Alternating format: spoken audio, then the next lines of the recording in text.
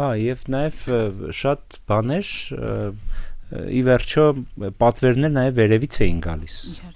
Որովհետեւ ֆինանսավորումը չէ, ամբողջությամբ խորհրդային էր։ Հիմա ես ինչի եմ նման բաներ ասում, որովհետեւ մեր լսողները կարող է շատերը երիտասարդներ իրենք չեն պատկերացնում, որ ասենք դու իրավունք չունեիր այլ գումար բերեիր մշակույթը դա 100%-ով պետական մենաշնոր էր, այսինքն դու ուրիշ տեղից չէիր կարող այսօրվա ասածով հովանավոր ճարեիր եւ քո ինչ որ մշակույթային product-ը կարողանայիր արտադրեիր։ Իհարկե, եւ հենց դա է ամենամեծ պետական մշակութային քաղաքականության, այսպես կենտրոնացված պետական քաղաքականության ամենակարևոր բնորոշ գիծը ֆինանսավորումը այս դեպքում բացառապես պետության ձեռքին է։ Այսինքն մենք ստեղ գործ ենք ունենում մշակութային քաղաքականությունը որպես ճարտարապետ։ Ես ֆինանսավորում եմ, ես նախագծում եմ, ես իրականացնում եմ եւ ես էլ վերահսկում եմ։ Այսինքն այդ ֆիդբեքն էլ եմ ես գնահատում։ Այստեղ մենք կոնկրետ գործ ունենք այդ պետական կենտրոնացած մշակութային քաղաքականության հետ, որը արևմուտքի հետ հակադրության մեջ էր գտնվում։ Ֆիդբեք ասացնել տալիս էր, այսպես կուլտուրայի մինիստրությունը, չէ՞, ասել այդ խորհրդային տերմինաբանությամբ, հա։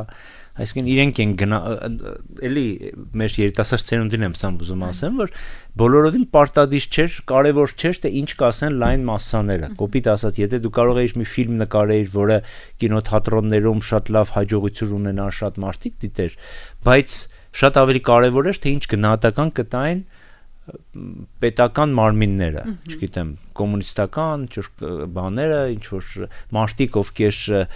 գնահատում էին քո գործը եւ այլն, եւ դրա հետ կապված իհարկե շատ այսպես պատմություններ կան, որ շատ գործեր, որոնք հետագայում, չգիտեմ, կարող են տարիներով մնային փակի տակ, մարդիկ աշխատեին, գումարներ ծախսվեին, հսկայական գումար պետությունը ծախսեր դրան նկարելու համար, բայց նա երբևիցե չցուցադրվեր, որովհետեւ ինչ որ մեկը այդ մշակույթի նախարարությունում կամ այսօրվա մեր տերմինաբանությամբ կամ կուլտուրայի մինիստրությունում համարել, որ այնտեղ կան ոչ այդքան հարիր բաներ։ Իհարկե, այսինքն այդտեղ կար պետպատվերի միջոցով զարգացող մշակույթ եւ եթե նույնիսկ պետպատվեր չկար եւ սեփական նախագիծեր, պրոյեկտեր, դա լիներ ճարտարապետություն, նկար, թե ֆիլմ, ոնց որ դուք եք ասում, դա անպայման պետք է հաստատվեր կուլտուրայի մինիստրությունում, այսինքն մինիստրների խորհրդում եւ եթե խորհուրդը չտար դրական կարծիք դու ուղղակի չէիր կարող տպել, որովհետև մասնավոր գործունեություն չես կարող իրականացնել։ Այդ 20-ականներից սկսվեց այդ մասնավոր դաշտի կամած փակումը, 30-ականներին ավելի խիստ էր եւ ընդհանրապես մասնավոր գործունեության մասին չէր կարելի խոսել։ Մի փոքր արդեն 60-70-ականներին տեսնում ենք այդ տարբեր դիսիդենտական շարժումներ, ոչ Հայաստանում այդքան շատ չեն եղել, այդպես ավելի շատ Ռուսաստանին է բնորոշ։ Մեզ մոտ դիսիդենտական շարժումներ 60-ականներին բացահայտ չէ, էլի, ասենք մշակույթի տանը երեկոյան 6-ից հետո ռոք նվագելը, չեմ կարծում կարելի է համարել այդ դիսիդենտական բան, դա ավելի շատ ինչ որ ազատության յուրովի ընկալումներ, այդպիսի հստակ բաներ։ Մեր մոտ մի քիչ ուրիշ էր, մեր մոտ այդ ազգային շարժումներն էին, այդ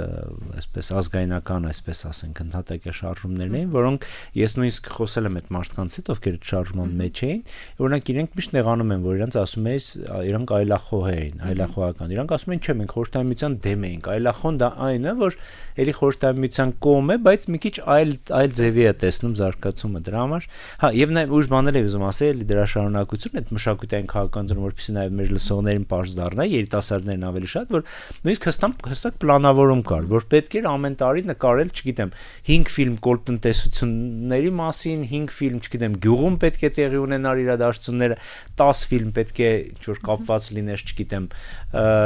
օտարերկրյա, չգիտեմ, լրտեսների դեմ պայքարին, այսինքն հստակ նույնիսկ պլանավորում կար գաղափարական, թե ինչի մասին պետք է լինեն այս ֆիլմերը կամ պլանային քաղաքականություն։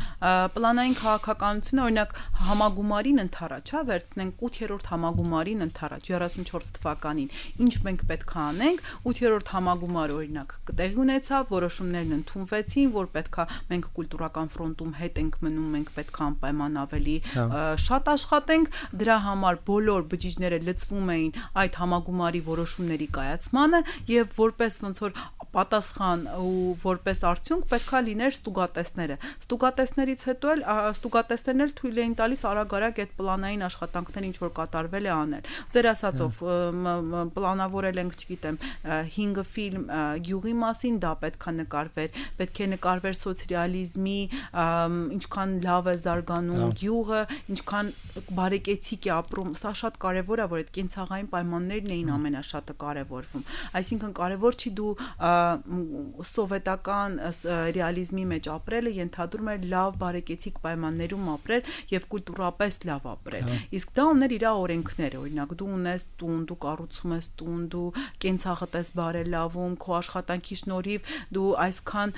ավել կիլոգրամ ցորեն ես ստացել, որը վերածել ես, փոխել ես ինչի հետ, այսինքն դա գրանցվում էր որպես